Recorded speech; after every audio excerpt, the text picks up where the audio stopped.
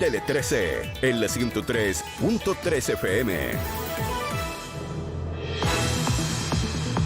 6 de la tarde con 37 minutos y ya estamos al teléfono con José María del Pino, nuestro corresponsal en Estados Unidos. ¿Cómo estás, José María? Me imagino que ya sintiendo un poco el paso de las horas, ¿no? De hecho, quiero contarte algo, Mónica. ¿Cómo están, Ramón? Hola. Recién voy a desayunar. Esa es la verdad. Estoy aquí en el comando de Kamala Harris haciendo una fila en un stand de comida rápida que instalaron para desayunar porque me acordé hace 1 hora y media que salí de la casa y solo me había tomado un café. Sí, Porque la verdad es que no terrible. hemos parado en todo el día. Ustedes lo saben muy bien. Claro. Cuando uno está, sobre todo en día de elecciones, el vértigo empieza a Tempranito. comerte, ¿no? Durante el día. Entonces, no quiero saber cómo voy a estar a las 4 de la mañana. Pero sí les tengo novedades. Oye, espera un poquito. Ha sido un día... Espera un poquito, José María. Recordémosle a la gente que hay 2 horas menos en la costa este, donde tú estás, ¿no es cierto? Para ti son Sí. las 4 de la tarde con 38 minutos y al menos los locales de votación que están en tu sector todavía tienen un par de horas todavía para 1 hora y media, un par de horas para seguir votando, ¿no? De hecho, sí, miren, las primeras mesas del país se van a cerrar a las 8 de la noche hora de Chile, 6 de la tarde hora del este de los Exacto. Estados Unidos, en los estados de Kentucky e Indiana. Ujú. Y después esperaremos hasta las 7, 9 de ustedes para que aparezca el primer estado clave, Georgia, que cerrará junto con Florida a la misma hora, hora de noticia prime en Chile. A esa hora van a estar cerrando 2 estados, que ya me atrevería a decir Florida, un estado que va a ser seguramente para Republicano. Donald Trump, y Georgia con un récord histórico de participación. El secretario de Estado ha dicho que podrían llegar a votar hoy día 5.300.000 personas. El año 2020, que era el récord anterior, fueron 4.900.000. Los demócratas acá están de fiesta porque dicen que mientras más participación haya en Georgia significa que los centros urbanos aumentaron su participación y que ese es un voto que les es favorable.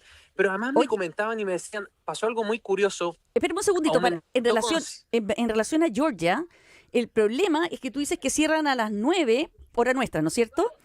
Pero Hora de ustedes, sí. en la última elección, en la del 2020, se demoraron más de 2 semanas en dar al ganador.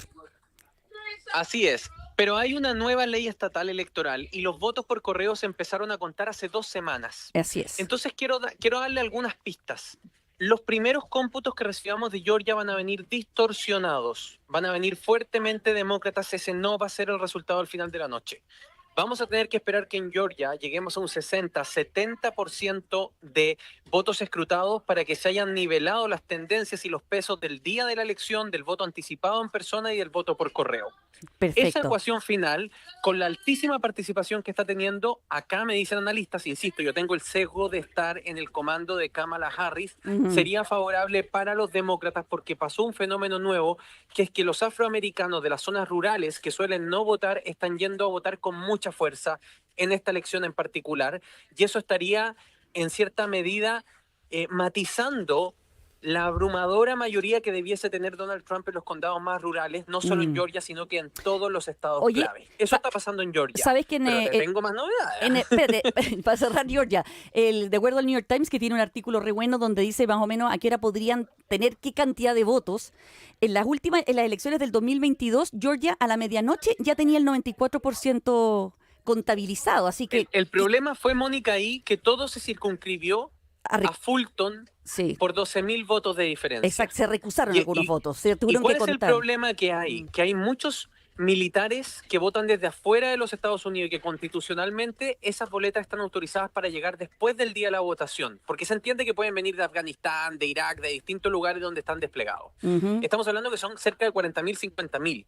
Y en las grandes ciudades como Atlanta hay muchos. Por tanto, son 2.000, 3.000, 4.000 votos que tienen que llegar y que hay que esperar que lleguen para terminar de cerrar el estado si es que la distancia es muy estrecha. Entonces aquí están todos con los dedos cruzados de que la distancia no sea estrecha en la mayoría de los estados y no haya que esperar ese conteo manual. Pero además está todo lo del voto objetado. Por ejemplo, en Nevada ya hay 13.000 votos en el condado de Clark que han llegado con firmas que quedaron objetadas y va a haber que revisar las firmas manuales. Entonces, si la diferencia en Nevada fuese de menos de 15.000 votos, vamos a tener que esperar que todas esas firmas se revisen manualmente y eso podría demorar semanas. Por eso me parece súper interesante el matiz que está realizando de cuánto podría llegar a demorarse esto. Qué interesante. Oye, José María, una cosa más sobre Georgia. ¿Por qué se pone el acento tanto y la esperanza de los demócratas en la movilización, por ejemplo, de la población afroamericana, si en realidad la proporción de población negra, según los datos, es el tercer estado con mayor proporción de población negra, pero siempre, casi siempre, o la mayoría de las veces, de hecho en los últimos 30 años, excepto la elección de 2020, siempre votan republicanos? Porque si bien tú tienes votaciones de 6-4 entre el votante blanco, que dicen que estarían 5-5 entre la mujer blanca, lo que sería casi un récord para el Partido Demócrata. El Partido Demócrata solo ha ganado el voto femenino blanco en 2 oportunidades, 1996 Bill Clinton, 1966 Lyndon Johnson. Entonces, ¿qué es lo que pasa? La comunidad afroamericana, que en Georgia tiene cerca del 30% de la población, es decir, está por sobre el promedio del resto del país, vota en relación 8-2. 8 por Kamala Harris, 2 por Trump. ¿Ya? Por tanto, a pesar de que son menos, son capaces de compensar la distancia que se produce en otros grupos demográficos. Ya. Los latinos van a votar más o menos en una proporción de 5.5 a 4.5 o 6-4. Entonces, entre el votante afroamericano y el votante latino, pueden sacar más votos de diferencia que la diferencia que puede sacar Donald Trump entre el votante blanco. Bueno, y en la tradición republicana de Georgia se quiebra en la elección pasada porque fue para Joe Biden. Por eso que es tan importante la opción de ver si los demócratas siguen manteniendo Georgia contra la tendencia de toda la vida, básicamente, ¿no? Y es un estado, Mónica, que ha cambiado muchísimo. En los últimos 4 años se ha producido una inmigración muy grande a Georgia desde otros estados de los Estados Unidos, porque es una ciudad de muy buena calidad de vida, por ejemplo, Atlanta, pero de precios mucho más bajos que el resto del país. Dicen que esos nuevos votantes que están entrando a votar ahora y que provienen de estados más progresistas, como el caso de California, Nueva York, Chicago, también están cambiando el comportamiento electoral del estado de Georgia. Por eso les diría, Georgia, estado clave. La madre de todas las batallas es Pensilvania, donde también Así les es. tengo noticias. A ver. En Filadelfia vamos camino a una votación histórica, récord absoluto. Filadelfia, muy, muy demócrata. En Pensilvania, donde los republicanos tienen fuerza, es en los condados más rurales. Pero en Filadelfia, a las 9 de la mañana de hoy, ya llevaban el 76% de los votos totales de la elección del 2020. A las 9 o sea, de la mañana. Mucha gente Algunos votando. dicen que podría entonces votar un 10%, un 12% más que la elección anterior, y esas serían buenas noticias para Kamala Harris siempre y cuando contenga la avalancha de Donald Trump en los condados rurales de Pensilvania. ¿Y por qué todos los ojos están en Pensilvania? Porque ya lo hemos dicho, quien gane Pensilvania tiene el 50% de la elección presidencial en el bolsillo. Los caminos más fáciles a la presidencia de Donald Trump y de Kamala Harris pasan por ganar Pensilvania. Bueno, el estado que ganó también el 2020 Joe Biden, así que por eso también hay muchas expectativas. Y entiendo que en Pensilvania, en la elección del 2020, se demoraron 4 días en entregar los resultados. Fue el sábado siguiente, después de la elección. Pero ahora tienen unas máquinas nuevas que son más modernas, automáticas, que pueden contar votos durante toda la noche. Así que se piensa que podrían estar antes de esos 4 días, aunque, de acuerdo a la ley que tiene este estado, no pueden contar los votos enviados por correo hasta hoy día, ¿no? Efectivamente, hoy día empiezan a meter lotes de 1.000, 2.000, 3.000, 5.000 votos a estas máquinas que los procesan al ritmo de 3, 4 por segundo, lo que le da una facilidad. Pero estamos hablando de que en Pensilvania se emitieron casi 1.300.000 votos por correo, para que lo pongamos en proporción. O sea, es una suma muy importante. Pero además Pensilvania no tiene voto anticipado universal en persona, sino que solamente con algunas justificaciones. Por tanto, el 70% del electorado potencial de Pensilvania estaba llamado a votar hoy día. Y en Pensilvania sí ha habido filas durante todo el día, tanto en centros urbanos como en centros rurales. Nos están dando las estadísticas esta sensación de que va a ser una llegada potencialmente estrecha.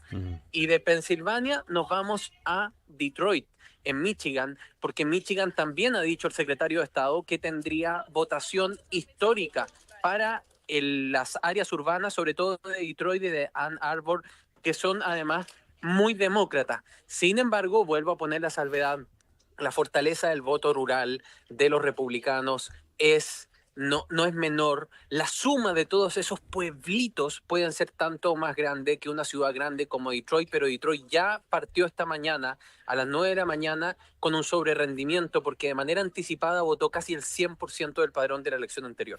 Bien interesante lo de Michigan porque según tengo entendido, también la nueva ley allí es la que permite la votación anticipada por primera vez en las elecciones presidenciales y eso, claro, ha llevado a los candidatos a movilizar a los votantes el día de las elecciones. La votación anticipada comenzó el 19 de octubre y tenía 14 centros abiertos de lunes a sábado, así que también ahí hay que poner ojo a algo que no ocurría anteriormente. Y efectivamente uno de los elementos novedosos ha sido eso, ¿no? Que no nos permite comparar con otros años. Solo podemos comparar la participación. Michigan está camino a tener participación histórica, lo que está diciendo la Secretaría de Estado del Estado de Michigan. Pero además han dicho, estamos frente a una inédita participación de los más jóvenes. Por ejemplo, en la Universidad de Michigan, en Ann Arbor, ya han votado casi el 150% de los que votaron el 2020. O sea, una mitad adicional de votantes respecto a la misma elección.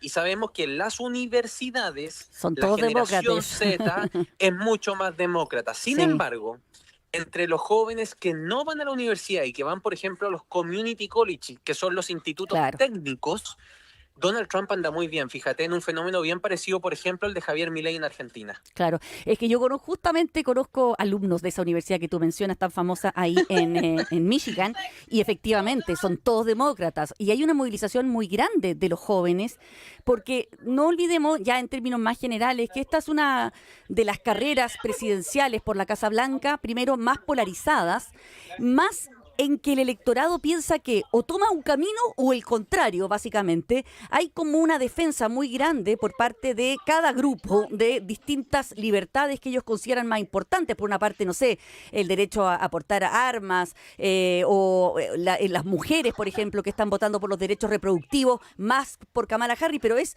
un enfrentamiento muy polarizado y muy enfrentado. Y de hecho, Mónica, yo creo que tú has dado en el clavo. Esta es una intuición que quiero compartirla con ustedes. Yo creo que el aborto, más que la inmigración y la economía, va a ser el tema que va a terminar decidiendo esta elección. Estamos con una diferencia de un 54% de participación de mujeres contra un 46% de hombres. Está despegada de lo que había sido el 2020, que era 52-48 al final. Hay una diferencia. Lo segundo, estamos con un sobrerendimiento de Kamala Harris entre la votante blanca mujer. Podría llegar a ganarle a Donald Trump o al menos empatarlo en ese grupo demográfico que ya te he dicho, solo lo han ganado los demócratas 2 veces en la historia.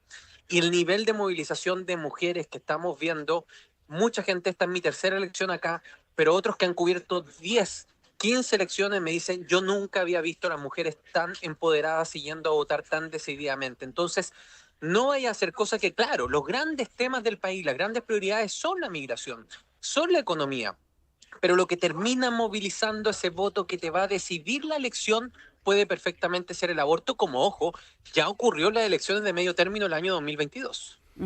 Oye, hablemos un poco de los candidatos y qué han hecho hoy día. Entiendo que Kamala Harris está en su residencia en Washington, D.C. No sé si va a pasar algún tiempo en la Casa Blanca, pero entiendo que va a esperar los resultados en su casa, en la casa oficial del vicepresidente allá. Pero me llamó la atención que Donald Trump va a estar en Mar-a-Lago y lo va a acompañar Elon Musk. Cosa que yo considero tremendamente peligrosa, porque pensemos que va a estar Donald Trump siguiendo los resultados con la persona que es dueña de X, de la plataforma de información, una de las más importantes del mundo y que sabemos que podría, los demócratas, me imagino, piensan que podría interferir con información falsa. De hecho, te voy a contar algo.